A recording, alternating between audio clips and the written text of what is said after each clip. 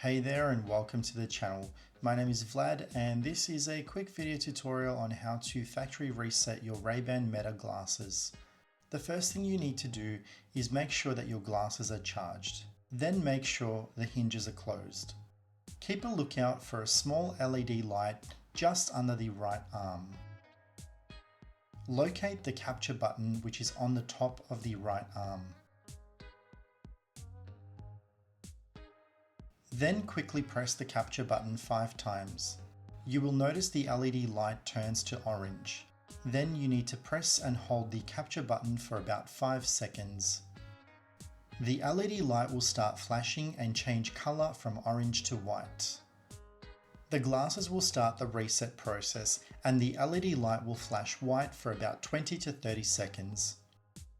Then the LED light will turn a solid green and eventually a flashing blue color. The glasses should now be in discovery mode and ready to pair with your phone. If this video has helped you in any way, please give it a like and thank you for watching.